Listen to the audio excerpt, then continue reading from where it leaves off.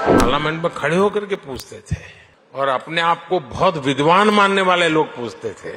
सरस्वती जब बुद्धि बांट रही थी तो वो रास्ते में पहले ही खड़े थे। यहां तक पूछ लेते थे बिजली भी तो नहीं है, रिचार्जिंग कहां होगा, फिनटेक क्रांति कैसे होगी, ये पूछा जाता था। और मुझ जैसे एक चाय वाले को पूछा जाता था। आपको याद होगा कुछ लोग पहले पूछते थे, पार्लियामेंट में खड़े होकर के पूछते थे और अपने आप को बहुत विद्वान मानने वाले लोग पूछते थे।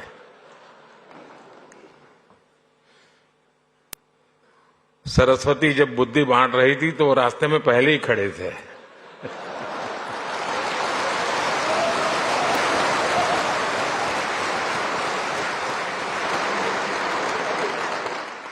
और क्या कहते थे?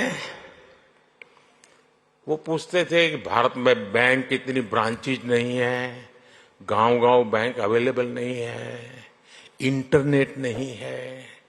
यहां तक पूछ लेते थे बिजली भी तो नहीं है, रिचार्जिंग कहां होगा, फिनटेक क्रांति कैसे होगी, ये पूछा जाता था। और मुझ जैसे एक चाय वाले को पूछा जाता था।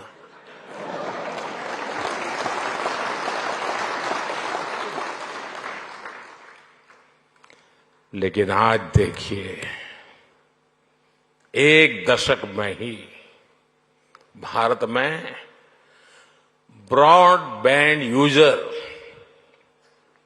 60 मिलियन यानी 6 करोड़ से बढ़कर 940 मिलियन यानी करीब 94 करोड़ हो गए।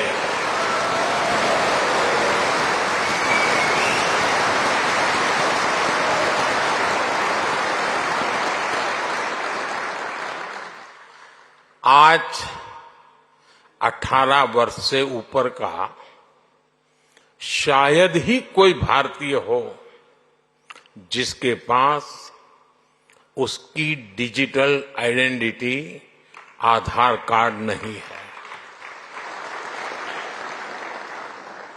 आज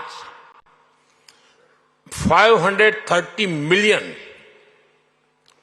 यानी 53 करोड़ से अधिक लोगों के पास जनधन बैंक खाते हो गए हैं।